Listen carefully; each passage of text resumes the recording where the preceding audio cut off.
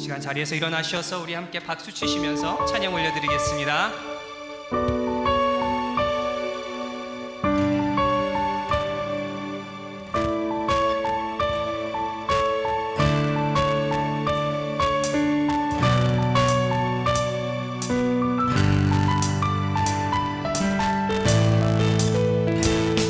주의 이름 안에서 주의 성소로 가네.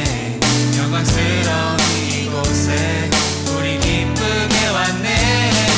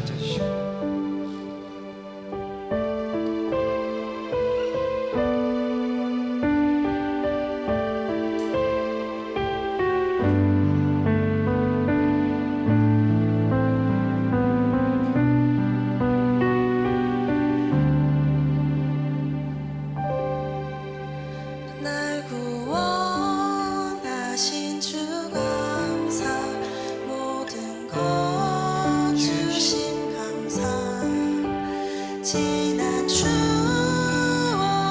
내 감사 주내 곁에 계시네 향기로운 몸처럼 감사 외로움 가을 날 감사 사라진 눈물도 감사 나의 영 평안해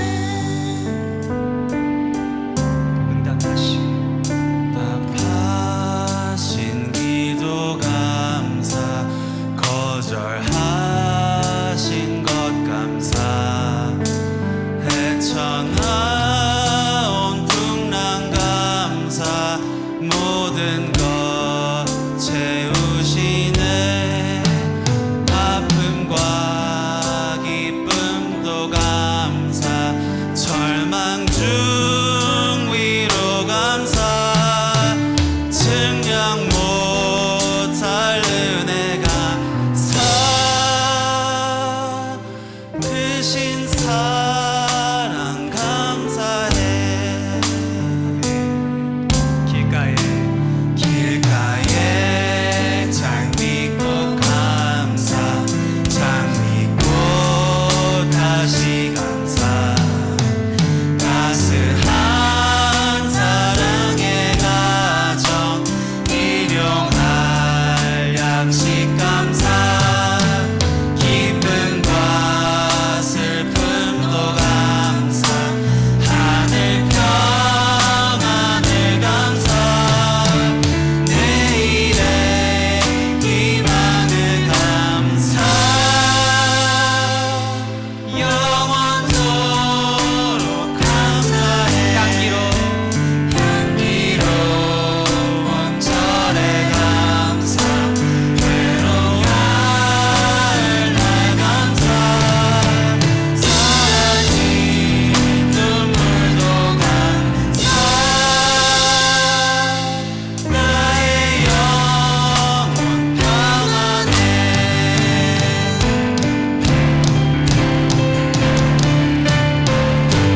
내가 할 수 있는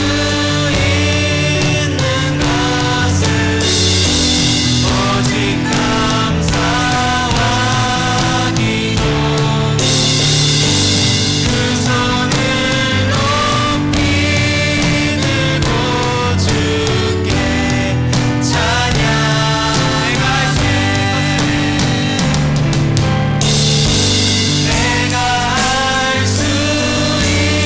있는 것은 오직 감사와 기도 두 손을 높이 들고 주께 찬양하네 내가 할 수 있는 것은 오직 감사와 기도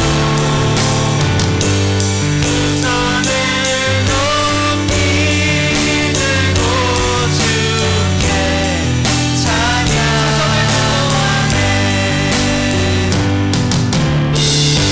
두 손을 높이 들고 주께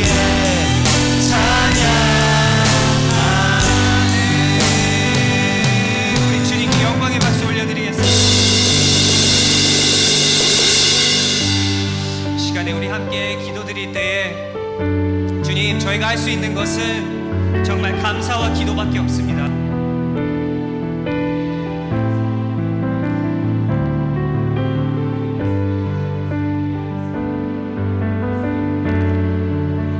성장할 우리 자신들과 그리고 우리 옆에 앉아 계신 모든 분들 우리 공동체를 위해서도 한 목소리로 기도하며 나가겠습니다.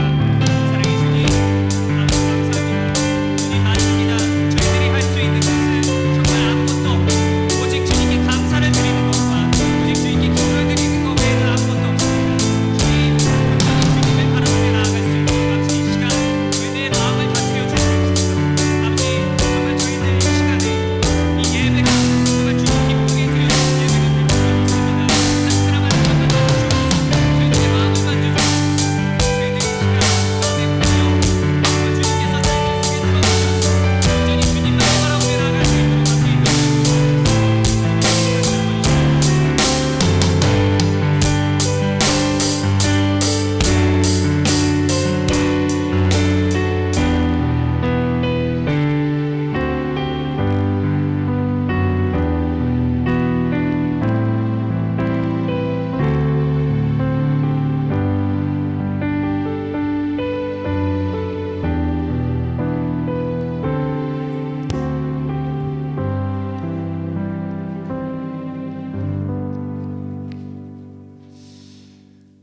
함께 기도드리겠습니다.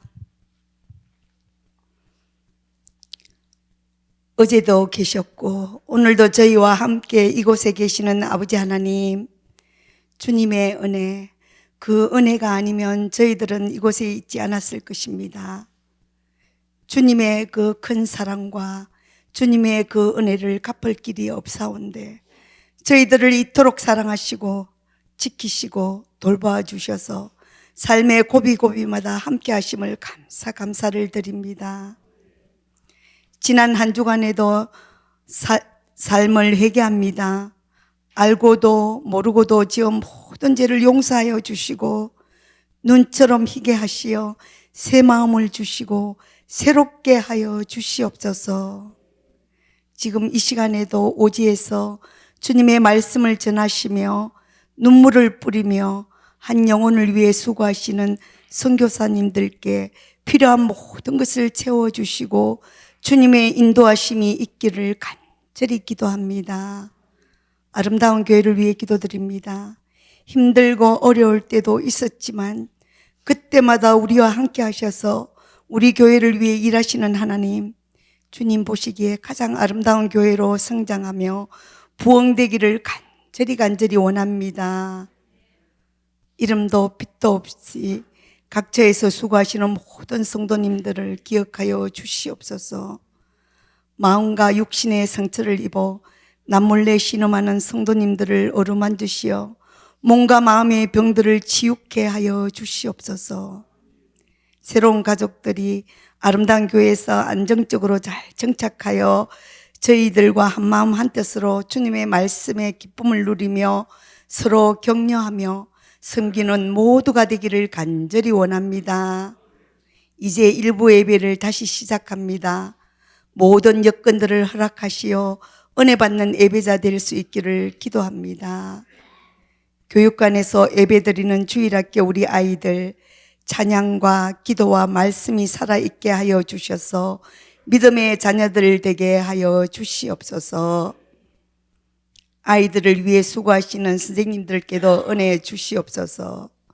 이 교회를 이끌어 나가시는 두 분 목사님, 하나님의 능력이 함께 하셔서 기적과 성령 충만하여 주신 말씀을 목사님 입술로 통하여 전해 들을 때에 우리들의 마음을 깨부시는 말씀의 그 은혜로 아멘 아멘 할 수 있는 귀한 시간 되게 하여 주시옵소서. 아름다운 목소리로 수고하시는 엘코 찬양팀, 주님께 영광 돌리는 찬양대가 되기를 간절히 기도합니다. 우리를 한없는 사랑으로 받아주시고 용서해 주시는 예수님 이름으로 기도드렸습니다. 아멘.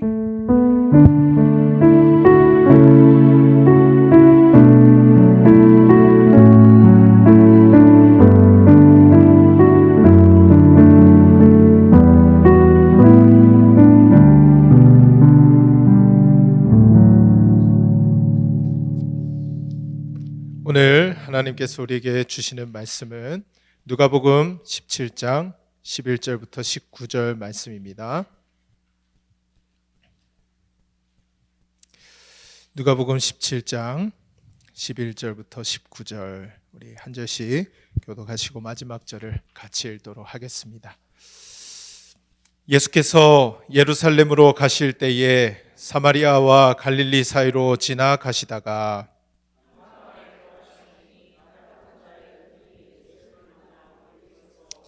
소리를 높여 이르되 예수 선생님이여 우리를 불쌍히 여기소서 하거늘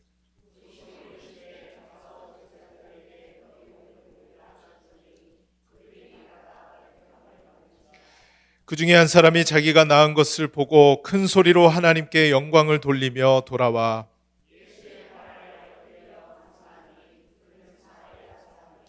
예수께서 대답하여 이르시되 10사람이 다 깨끗함을 받지 아니하였느냐 그 아홉은 어디 있느냐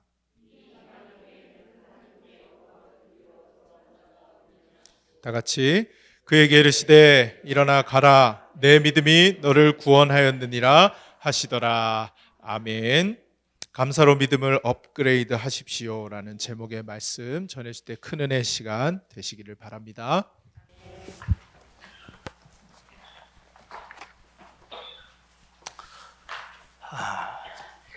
날씨 많이 더우시지요? 아이고, 오랫동안 라스베가스 살던 사람들도 이 뜨거운 더위를 적응하기가 쉽지가 않습니다. 이런 뜨거운 이 더위 가운데서도 여러분 잘 견뎌내시고, 또 특별히 오늘 주일날 우리 살아계신 우리 아버지 하나님 앞에 예배하러 여기까지 올라온 저와 여러분들 위해 하나님께서 이 더위를 상쇄하고도 남을 은혜의 시원한 그 은혜의 소낙비가 오늘 우리 마음속에 쏟아지기를 주의 이름으로 축복합니다. 오늘은 특별히 이 맥주 감사 주일입니다. 맥주 감사 주일인데 구약의 개념으로 보면 처음 익은 열매를 가지고 하나님 앞에 제사를 드리는 그런 절기이죠. 가만히 생각해 보면 여러분들 이스라엘 사람들에게는 이 절기를 몇 차례 이렇게 1년 동안 허락하셨어요. 그 절기가 중요한 절기들을 이렇게 따져보면 7가지 절기라고 그러잖아요. 그래서 이스라엘 백성들에게 7가지 절기를 이제 주셨는데 그 7가지 절기가 이런 내용들이죠. 유월절, 무교절, 초실절, 나팔절, 오순절, 속죄절, 수장절, 뭐 이런 7가지의 이 절기를 이스라엘 백성들에게 1년 내내 이걸 지킬 것을 하나님께서 명령을 하셨어요. 그 중에 대표적으로 3개의 절기는 이스라엘 백성들에게, 특히 남자들은 이 절기만 되면 전부 다 성전으로 올라오라 해가지고서 중요한 3개의 절기를 따로 떼놓으셨어요. 그게 바로 이제 유월절, 칠칠절, 초막절이라는 절기죠.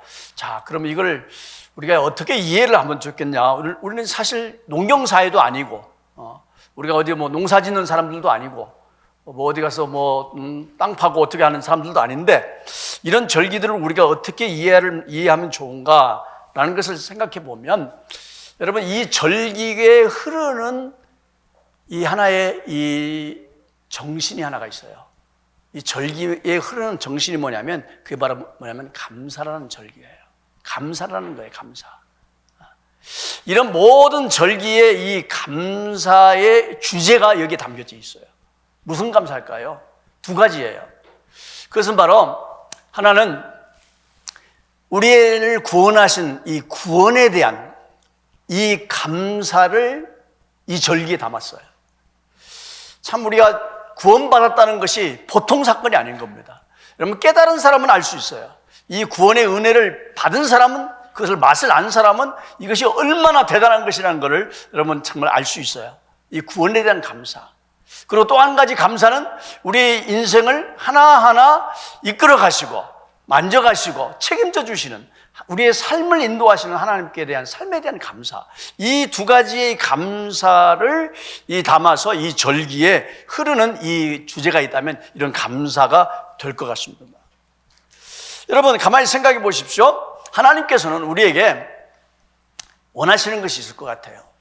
이 절기들을 통해서. 그것이 바로 뭐냐면, 조금만 지나가면 다시 이런 절기, 조금만 지나가면 다시 이런 절기, 또 이 절기 지나가면 조금 다시 저런 절기. 이 절기를 계속해서 우리에게 주신 그 이유 중에 하나는 우리로 하여금 감사하는 삶을 살아라라고 우리에게 부탁하는 것이 아닌가 싶어요.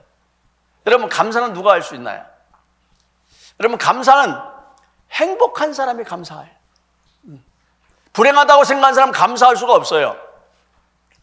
그렇다고 한다면 감사하며 산다는 것은요, 나는 행복하다라고 얘기를 할 수가 있을 거예요. 오늘은 특별히 맥주 감사, 이 감사의 절기를 우리가 맞이하는데, 뭐 맥주니까 보리추수에 관한 이야기 아니냐라고 하겠지만은, 여러분 이것을 이해할 때 아까 감사라는 주제를 읽으면서 이 절기들은 다 어떤 것들에 연관이 되어 있냐면은 구약은 신약의 그림자라고 그랬어요. 그래서 이 구약의 이런 여러 가지 절기나 제사나 여러 가지 제도들은 다 신약적인 개념, 신약의 어떤 그 해석 아래서 조명해 보면 이것이 바로 하나님께서 우리에게 원하시는 것이 이런 것이다라는 것을 이해할 수가 있는 거죠. 여러분 하나님께서는요, 우리를 정말 구원하셨어요. 그 구원의 즐거움과 기쁨과 감사를 가지고 오늘 저와 여러분들이 오늘 이 예배 자리에 앉아 있는 줄로 믿습니다. 맞죠? 정말 감사합니다 하고 그 마음을 가지고 이 자리에 앉아 있습니다. 그게 하나님께서 원하시는 거예요. 하나님께서는 우리 인생이 불평하고 원망하고 투덜대는 인생으로 살기보다는 감사하는 인생으로 살기를 원하시는 분이 하나님이세요. 왜? 우리를 그렇게 원하셨기 때문에, 그 삶을 그렇게 디자인하셨기 때문에 그래요. 그래서 하나님께서는 이런 일련의 감사를 가지고 이 절기를 통해서 감사를 다시 생각하고 또 감사하지 못하는 이유가 어디 있느냐라는 걸 생각하고 다시 또 감사하는 삶으로 나가는 것을 하나님께서 기뻐하신 줄로 믿고 우리가 그런 감사의 삶을 살아가는 저와 여러분 되기를 바랍니다. 그런데 중요한 것은 그 감사가 잘 되냐 말이죠. 그 감사가 잘 되냐 말이죠. 항상 감사가 풍성하고 항상 감사합니다. 여러분 감격과 기쁨으로 여러분 그 인생을 살아가냐 이 말이에요. 참 그렇지가 못해요. 더더구나 시대가 이렇게 지나가면서 참 더 특별히 이제 팬데믹 이후에 이 삶의 질과 삶의 내용과 삶의 이 앞으로의 미래의 이 계획들이 이 팬데믹을 지나면서 너무 달라졌잖아요. 너무 달라졌어요. 그래서 달라진 인생 이 시절을 가만히 보면서 사도 바울이 정말 오래전에 몇천 년 전에 이런 시대가 올 것이다라고 디모데 후서에 이렇게 얘기를 하고 있습니다.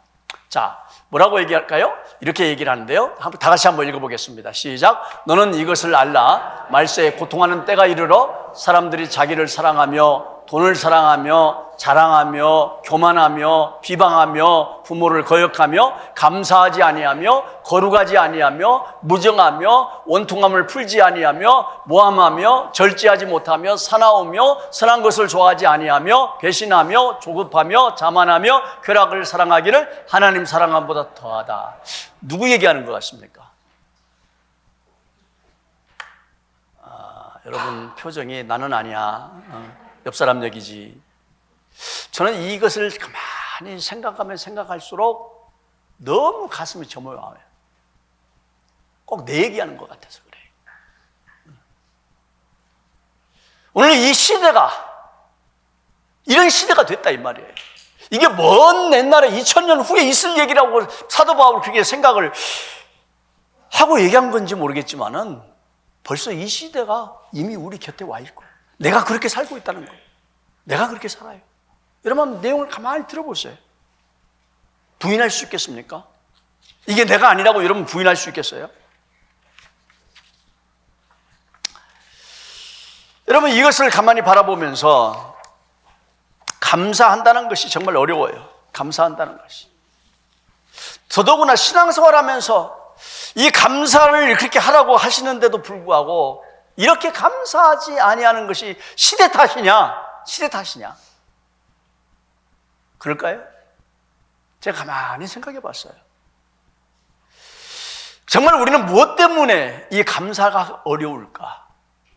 무엇 때문에 감사가 어려울까? 뭐 여러 가지 이유들이 있겠지만은 제가 가만히 생각해 보니까 여러분 두 가지가 요약이 될 수 있겠더라고요.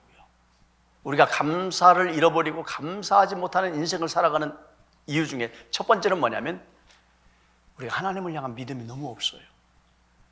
하나님을 향한 믿음이 없어요. 그 하나님이 우리의 인생의 주인 되신다.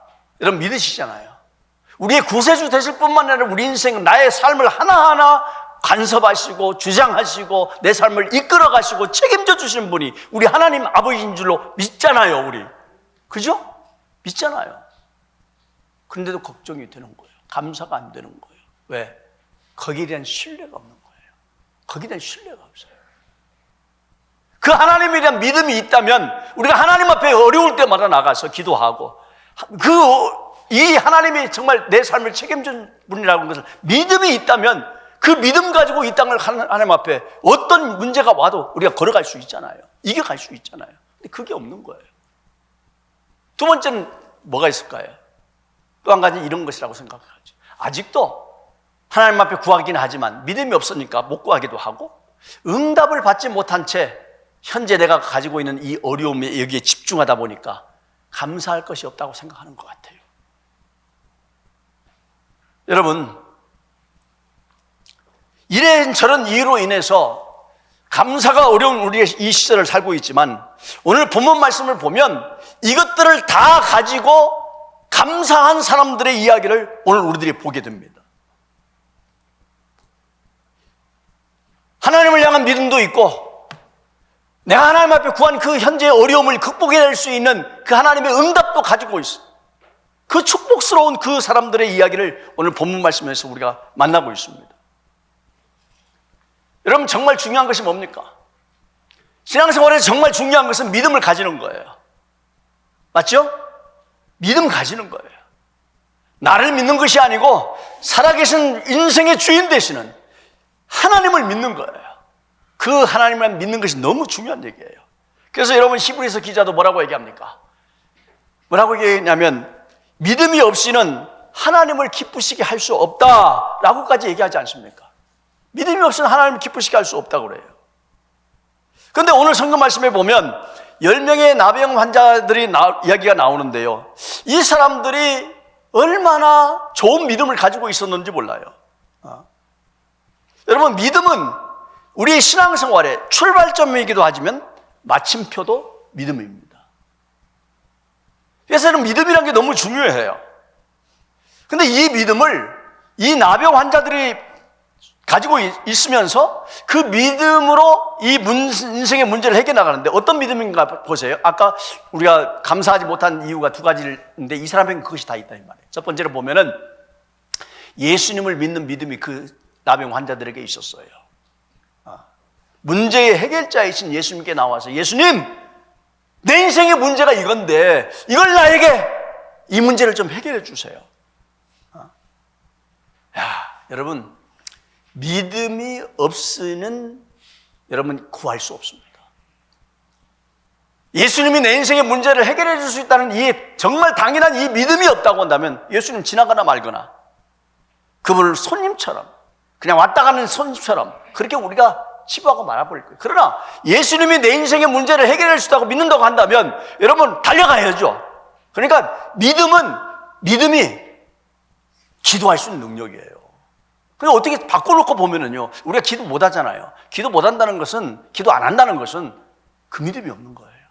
그 믿음이 없어요. 그래서 이 나병 환자들이 그 예수님을 믿는 믿음이 있어서 예수님께 나와서 예수님 정말 고쳐주세요. 간구를 합니다. 두 번째는요, 말씀을 붙잡는 그 믿음이 있어요. 말씀을 붙잡고 믿는 믿음이 있었어요. 자, 14절 말씀에 보면은 이렇게 얘기를 하잖아요. 같이 한번 읽겠습니다. 시작. 보시고 이르시되 가서 제사장들에게 너희 몸을 보이라 하셨더니 그들이 가다가 깨끗함을 받은지라 라고 얘기를 했어요. 가다가 깨끗함을 받은지라. 자, 여기서 지금 예수님께서 하신 얘기를 가만히 보세요. 지금 제사장에 가서 네 몸을 보이라 얘기를 했지, 너 네 병 고침을 받았다, 내가 네 병 고쳤다, 너 지금부터 네 그 모든 흉악한 질병을 다 치료받았다 라고 선언받은 게 아니잖아요. 그죠? 아무 말도 없이, 그런 확신도 없이, 고침 받았다는 말도 없이 그냥 단지 제사장한테 가서 보여라 라고 하는 이 말뿐이에요. 자, 근데요, 그 말 속에는 함유된 뜻이 있잖아요. 당시 이스라엘 백성들의 과거에 이 의학이 발달되지 않았던 시대니까 피부병이 생겨서 이것이 나병인지 그냥 피부병인지 진단받으려면 의사한테 가는 것이 아니고 반드시 성경에서는 제사장한테 가라고 했어요. 나을 때도 제사장한테 가서 확인하라. 제사장한테 가라 이야기는 무슨 얘기예요? 네 병이 나았을 거니까 가라고 하시는 거예요. 이걸 알아들은 거예요. 지금 아직도 몸에서 고름이 진물이 흘러나오고 흉측하게 얼굴이 틀어지고 신체 일부가 떨어져 나가는 그런 고통스러운 그런 상황 속에서도 고침을 받았다는 아무런 증거를 받은 것도 없고 달라진 것이 아무것도 없지만 예수님께서 가서 제사장에게 보여라, 이 말은 너희 병이 나았다는 것을 보여라 라는 것으로 받아들이고 믿음으로 간 거예요. 믿음으로. 그 말씀 그대로 믿고 가다가 깨끗함을 받은지라. 믿고 가다가. 그래서 여러분, 이 믿음이라는 것은 우리가 보는 것을 믿지 않는 거예요. 보는 것을 믿는 것은 믿음이 아니에요. 보이지 않는 것을 믿는 거예요. 여러분, 보인다면 믿을 것이 없어요. 그냥 보고 알아차리면 되는 거예요. 그렇지 않습니까? 그냥 확인하면 되는 거예요. 그걸 우리는 믿음이라고 보지 않아요. 자, 여러분, 이게 지금 뭐죠? 이게 뭐죠? 이것도 모르시는가요? 꽃입니다. 자, 꽃입니다. 여러분, 꽃인 줄로 믿으시기 바랍니다. 믿을 필요 없어요. 왜? 꽃인 줄 아니까. 믿으라고 해도 믿을 필요가 없어요. 이건 믿음의 대상이 아니에요, 이거는. 여러분, 신앙이라는 게 그래요, 신앙이라는 것이. 신앙이라는 것이 과학적으로 증명을 해가지고서 보여줄 수 있다면, 그럼 과학적인 증거들을 가지고 보여준다고 한다면 그 과학을 그냥 신뢰하고 우리가 인지하고 확신하면 되는 거예요. 이게 꽃인 줄 아니까 우리가 이걸 꽃으로 받아들이는 것처럼 그렇게 받아들이면 돼요. 근데 성경의 이야기들이, 기적의 이야기들이 여러분 신비하고 아무것도 우리가 과학적 증거되지 않고 보이지 않는 것들이 얼마나 많은데요. 근데 그것을 뭐 하라고 그러는 거예요, 지금? 믿으라는 거예요, 믿으라는 거예요. 이건 믿음이 필요한 거예요, 믿음이 필요한 거예요. 그래서 히브리서 11장 1절 말씀에 믿음은 바라는 것들의 증거요, 보이지 않는 것들의 뭐다? 실상이다. 여러분, 이 말이 뜻하는 것이 뭔지 아십니까? 아직 바라는 거예요, 바라는 거. 이루어지지 않은 거예요. 그렇지만 이루어질 것을 뭐하고? 믿고 가는 거예요, 믿고 가는 거예요. 아직 보이지는 않지만 천국이 보여요? 기적이 보여요? 안 보여요. 근데 그것을 내 것으로 믿고 가는 거예요. 이게 믿음이에요. 그러니 여러분 보세요. 그래서 믿음의 사람은요, 늘 희망에 차 있어요. 믿음의 사람은 늘 가슴 속에서 하나님을 향한 이 신뢰를 가지고 하나님이 이 일을 하실 거라는 그 신뢰를 가지고 항상 마음속에 정말 부풀어 오르는 이 소망으로 가득 차 있는 사람의 믿음의 사람의 특징이에요. 그러니 그 사람의 삶은요, 언제나 긍정적이고 밝고 감사하고, 여러분, 이렇게 참 기쁨의 삶을 살 수밖에 없는 것이 믿음의 사람이라는 사실을 우리가 알아야 됩니다. 자, 그렇다면 이 나병 환자들에게는 이렇게 좋은 믿음들이 있었어요. 예수님의 능력을 믿었고, 예수님이 하신 말씀을 눈에는 안 보이지만 그것을 믿음으로 확 받아들이고 그냥 믿음대로 실천해 나가는 이런 좋은 믿음이 있었어요. 자, 문제는 다음입니다. 문제는 다음이에요. 이렇게 좋은 믿음을 가졌지만 주님의 판단은 달랐어요. 주님의 판단은 달랐어요. 참 아쉬운 남기는 대목이 바로 여기에요. 이렇게 좋은 믿음, 누구나 따라갈 수 없는 믿음, 자기 인생의 이 질병과 인생의 아픔을 한꺼번에 해결할 수 있는 좋은 믿음을 가지고 있으면서 이것이 하나님께 인정을 받고 축복을 받고 하나님 앞에 감사로 이게 열매를 맺으면 얼마나 좋겠어요. 근데 결과가 달랐어요. 결과가 달랐어요. 이런 걸 보면은 여기서 여러분, 믿음이 내용, 여러분들이 가지고 있는 이 믿음의 성격에 대해서 여러분들 오늘 아침에 좀 생각해 볼 필요가 있다고 생각하는 거예요. 내 믿음이 어떤 믿음인가? 문제를 해결할 정도로, 내가 예수님을 신뢰하고 인생의 문제를 해결할 정도로 좋은 믿음을 가지고 있는데, 이 말하면 정말 나는 괜찮은 믿음이다. 여러분, 이럴 것인지, 아니면 예수님의 칭찬과 인정을 받을 수 있는 그런 믿음인지를 오늘 아침에 여러분들 한번 생각해 보시길 바랍니다. 첫째는 여러분 바로 이겁니다. 내 믿음이 어떤 믿음이야 드는 것을 바라보기 전에 여러분, 이 믿음의 한 가지는 나를 위한 믿음이 있다는 사실이에요. 나를 위한 믿음이에요. 자, 믿음을 통해서 10명이 나병으로부터 고침을 받았죠? 얼마나 감사하겠어요? 얼마나 기뻐하겠어요? 정말 제가 생각하기도 짜릿할 것 같아요.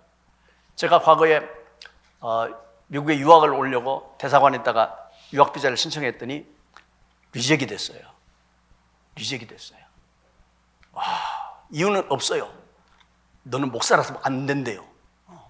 목사님들은 전부 다 미국 가면 안 돌아온대요. 그리고 거짓말을 하기 때문에 너는 안 준대요. 뭘 준비해서 부족하다면 채워라도 줄 거 아니에요. 근데 이 일원이 뭐 어떻게 볼 길이 없는 거예요.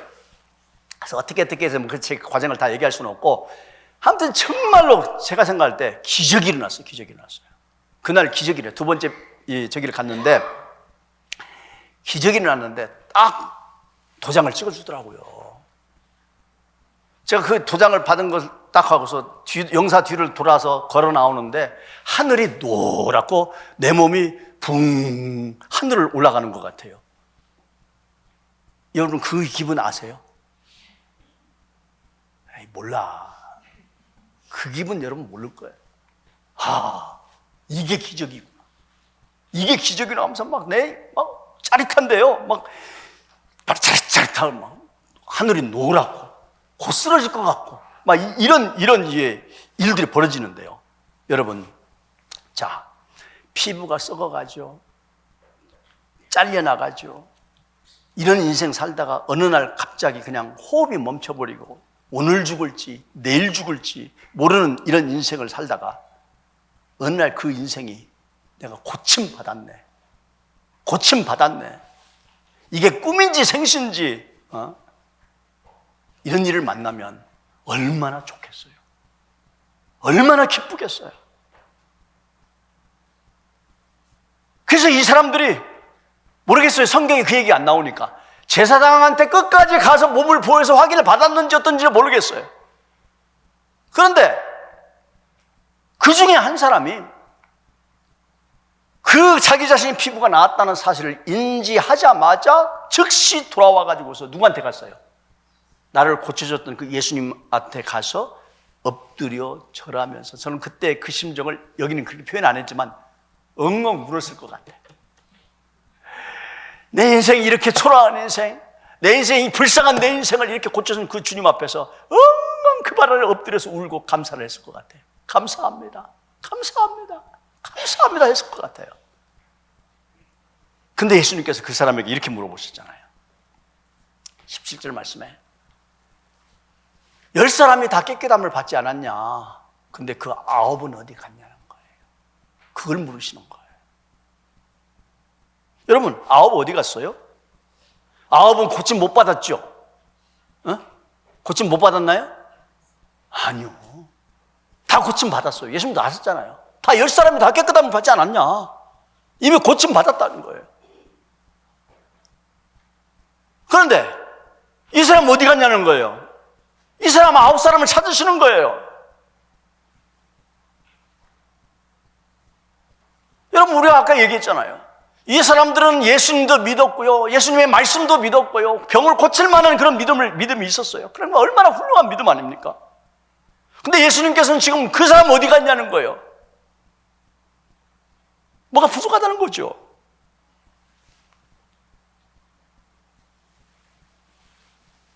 왜 그럴까요? 이 믿음이 온전한 믿음이 아니었다는 거죠. 왜 온전한 믿음이 아니었냐? 그것은 바로 그 믿음은 나를 위한 믿음이었다는 사실이에요. 나 자신을 위한 믿음. 이게 무슨 뜻인지 아세요? 나 자신을 위한 믿음? 그런 믿음이 있을까요? 예, 있습니다. 충분히 가능합니다. 문제를 해결했다는 점에서 전혀 나쁘지 않은 믿음입니다만은 주님이 기뻐하시고 원하시는 그런 믿음이 아니라는 사실이에요. 여러분, 수많은 크리스찬들이 이 믿음을 가지고 있어요. 자기를 위한 믿음, 자기 과시와 자기 영광과 자기 만족을 위한 그런 믿음. 그래서 여러분, 많은 사람들이 가끔 우리가 그런 간증도 하잖아요. 그 간증을 할 때 여러분 어떤 간증합니까? 야, 예수 믿었더니, 내가 기도했더니 하나님께서 불쌍히 여기셔서 나에게 이런 축복을 주셨구나. 할렐루야, 얼마나 감사하냐 라고 하는데요, 가만히 따져보면 누구 자랑이에요? 내 믿음 자랑이에요. 내 믿음 자랑. 내 믿음 자랑이에요.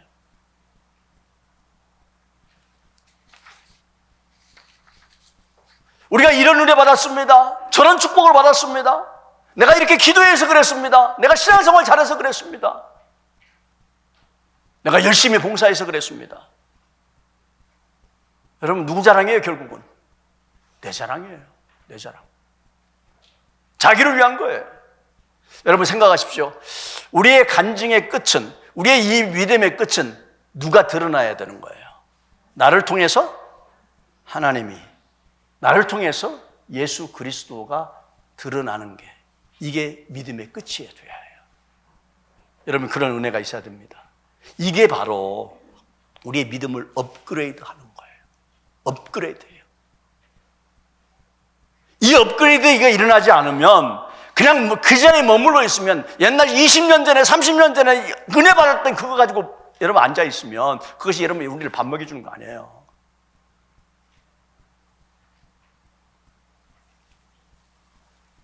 신앙생활은 오늘이 다르고 내일이 다르고 모레가 달라요.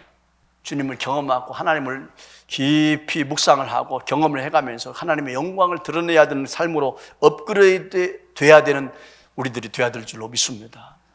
그렇게 본다면 진짜 하나님이 원하시는 그 믿음은 하나님의 영광을 위한 믿음인 거예요. 하나님의 영광을 위한 믿음이에요. 하나님이 찾으시는 믿음, 하나님이 기뻐하시는 믿음은 바로 이 하나님의 영광을 위한 믿음인데, 자, 이 사람에게 18절 말씀에 뭐라고 얘기하냐면, 이 돌아와서 엎드려서 감사하는 이 이방인 이 사람을 보고서 뭐라고 얘기해요? 이 이방인 외에는 하나님께 영광을 돌리러 돌아온 자가 없느냐라고 물으시는 이 말씀 속에서 여러분 지금 엎드려서 지금 예수님 발 앞에서 엎드려서 예수님께 감사하는 이 이방인의 행동을 주님을 뭐라고 평가를 하셨어요? 뭐라고 평가하셨어요? 이 사람이 바로 하나님께 영광을 돌리러 온 사람이라고 얘기를 하잖아요. 하나님께 영광을 돌리러 온 사람이래요.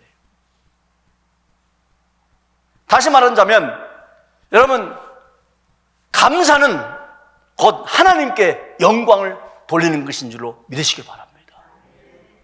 결국은 감사예요. 감사. 여러분 감사. 그래서 감사는 믿음을 완성시키는 행위고 하나님께 완전한 영광을 돌리는 최고의 예배 행위가 이 감사예요. 감사. 시편 50편 23절 말씀도 그러지 않습니까? 우리 다 같이 읽어보겠습니다. 시작. 감사로 제사를 드리는 자가 나를 영화롭게 하나니 그의 행위를 옳게 하는 자에게 내가 하나님의 구원을 보이리라. 그 행위가 옳은 것이 뭐냐면 하나님께 감사의 제사를 드리는 거예요. 감사의 제사를. 자, 이쯤 되면 여러분들 속에 갈등이 일어날 것 같습니다. 감사. 오늘이 무슨 날? 맥주 감사 절. 그러니까 여러분 저한테 뭐라고 감사라는 거구나. 그럼 그럼 여러분 그다음 생각이 드는 생각이 뭐예요? 뭐라는 얘기구나? 헌금하라는 얘기구나. 여러분 한번 판단해 보세요. 감사란 것이 물질일까요? 마음일까요? 감사란 것이 물질일까요? 마음일까요? 뭘 것 같아요? 둘 다. 어떤 분은 그러죠. 감사는 진짜 마음으로 해야 감사야. 맞죠? 정말 맞아요. 맞아요. 그럼 물질 안 드려도 돼? 물질 안 드려도 돼? 여러분 여기서 생각해 보십시오. 진짜 감사는요 마음이에요. 근데 그 마음은 무엇과 연결이 되어 있어요? 물질과 연결이 되어 있어요. 희한하죠? 희한해요. 감사는 절대로 물질이 아니에요. 근데 그 감사가 마음인데도 불구하고 거기에 물질이 연관이 되어 있어요. 여러분 보세요. 이 나병 환자가 한 사람이 이 나병 환자 이 사마리아 사람인데요. 이방인인데 이 사람이 이 자기 병을 고침 받은 것을 알고서 주님 앞에 와가지고서 뭐 재산, 집 문서, 땅 문서 다 해가지고 왔습니까? 아니죠. 아무것도 안 가져왔어요. 아무것도 안 가져와가지고 그 자리에서 엎드려서 주님 앞에 엎드려 감사합니다. 감사합니다. 눈물로 감사를 했어요. 예수님 받아주셨어요. 책망 안 하셨어요. 너 왜 빈손 들고 왔냐 하지 않으셨어요. 그 마음 그대로 다 받아주셨어요. 그렇기 때문에 감사는 물질이 아니에요. 뭐예요? 마음이에요. 마음. 근데 인간은 그 마음을 감사를 뭘로 표현합니까? 물질이라는 걸로 표현을 할 수밖에 없어요. 그래야 느낌이 와요. 그래서 예수님께서 뭐라고 하시냐면 마태복음에 내 보물이 있는 곳에 뭐가 있다? 마음이 있다. 제가 이렇게 지칭을 해서 죄송한데 이 꽃 누구 하셨냐면 저기 김 권사님 하셨죠? 김 권사님 하셨어요. 저 김 권사님 지금 나를 절대 안 봅니다. 뭐에 집중하겠어요? 당신이 한 꽃에 집중하고 있을 거라고요.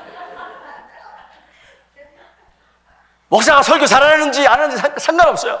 이 꽃을 보면서 야 이쁘다. 저걸 누가 했노? 내가 했지. 아마 이런 만족감이 있을 것 같아요. 김 권사님 친하니까 제가 이렇게 얘기하는 거예요. 시험은 들지 마시기 바랍니다. 왜요? 내가 물질을 들이고 내가 정성을 쏟고 내가 시간을 들였으니까 마음이 거기 있는 거예요. 마음이 거기 있는 거예요. 그럼 지난 주간에 Father's Day였죠? 지난번에 Father's Day였는데 제 아들이 둘이 있는데 아들이 둘이 선물을 보내왔어요. 선물을 보내왔는데 하나아이는 약삭빠르게 이틀 전에 선물을 보내왔어요. 근데 하나아이는 선물이 안 오네.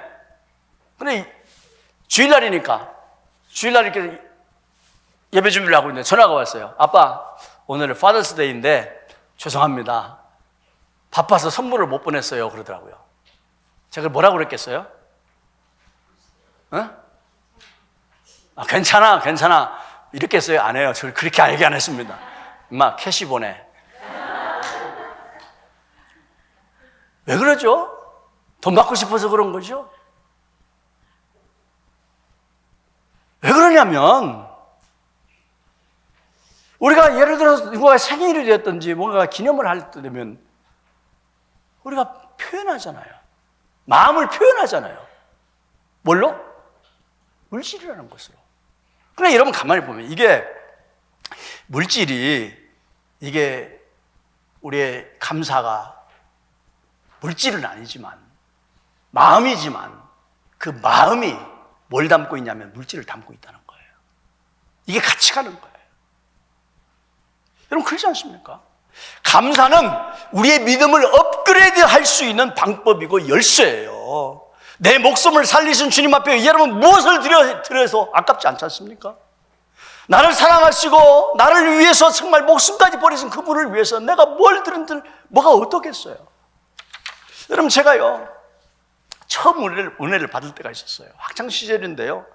그 20대 초반의 나이에 불행하게도 은혜를 엄청 많이 받아가지고서 정말 내가 큰 죄인인 걸 깨닫고 하나님 앞에 감사를 하는데요.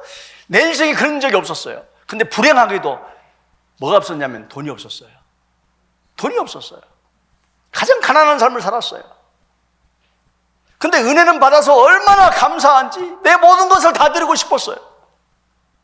근데 헌금 시간에 돌아오면 그때도 우리 같이 헌금 시간에 바구니가 돌아갑니다. 그러면 그 바구니에다가 헌금을 넣어야 하는데 헌금 넣을 저희가 없으니까 너무 가슴이 아픈 거예요. 너무 가슴이 아픈 거예요. 하나님 앞에 드리고는 싶은데 나를 사랑하시고 나를 구원하신 주님 앞에 뭔가를 드리고 싶은데 가진 것이 없으니 어떻게 하면 좋냐고 울면서 그 헌금 바구니를 보낸 적이 있어요. 그때 부른 찬송 중에 뭐냐면은 늘 울어도 눈물로써 못 갚을 줄 알아 몸 밖에 드릴 것 없어 이 몸 바칩니다. 이 찬송하면서 너무 울을 때가 있었어요. 여러분 제가 지금 믿기는 어떤 것을 마음이 드냐면요. 이때 물질도 못 드렸던 이 눈물이 감사였더라고요. 감사였더라고요. 근데 그때 한 감사가 지금 평생의 나를 붙잡고 온 힘이었더라고요.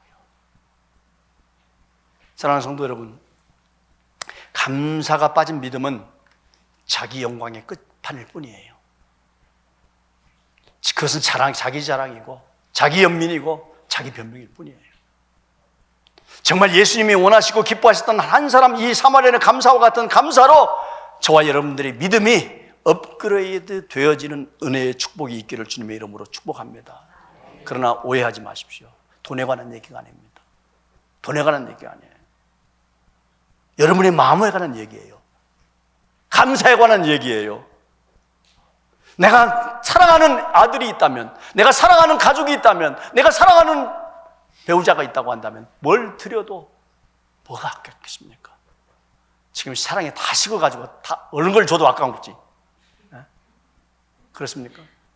그러나 사랑할 때 한번 생각해 보세요. 뭘 줘도 아깝지 않잖아요. 여러분, 하나님께서는 우리를 사랑하셨다고 하잖아요. 사랑하셨을 때 마음만 주지 않으셨어요. 내가 너를 사랑한다, 사랑하는 마음만 주지 아니하시고 가장 귀한 외아들 예수 그리스도를 십자가에서 내어주기까지 사랑하셨어요. 그게 사랑이에요. 우리는 그것을 감사로 돌려드리는 것이 오늘 우리의 예배인 줄로 믿습니다. 사랑하는 성도 여러분, 믿음이 자기를 향한 믿음이 아니고 자기 영광, 자기 만족에 머무는 믿음이 아니라 내 문제 해결하는 것에 끝이 가 있는 것이 아니라 하나님의 영광을 향하여서 달려갈 수 있는 믿음으로 업그레이드된 저와 여러분 삶이 되기를 주님의 이름으로 축복합니다. 기도하겠습니다. 하나님 아버지, 감사하다고 말하면서 우리는 인색했고 마음을 쓰지 않았으며 마음이 담겨진 예물도 소홀히 했음을 주님 앞에 고백합니다. 주님, 우리의 형편대로 작은 것을 작다 여기지 아니하시고 내 인생의 감사로 제사를 드리는 자가 나를 영화롭게 한다고 말씀하셨는데, 주님, 우리의 감사의 믿음으로 하나님의 영광을 향한 믿음의 발걸음으로 올라갈 수 있는 우리 모두가 될 수 있도록 하나님 우리의 믿음을 끌어올려 주시옵소서. 예수님의 이름으로 기도하옵나이다. 아멘. 이제는 우리 구주 예수 그리스도의 은혜와 하나님 아버지의 우리를 향하신 변함없으신 사랑하심과 성령님의 감동, 감화, 위로, 교통, 충만하심이 우리의 삶, 감사가 메마른 삶을 살아왔던 이전의 인생을 내어버리고 감사로 제사를 드리며 감사로 인생을 살아가서 하나님께 영광 돌리며 살아가기로 결단하며 나아가는 우리 사랑하는 모든 아름다운 교회 성도들 머리 위에와 우리 자녀들의 머리 위에 또 우리 청년들의 그 삶의 발걸음 위에 이제로부터 영원토록 함께 있을지어다. 아멘.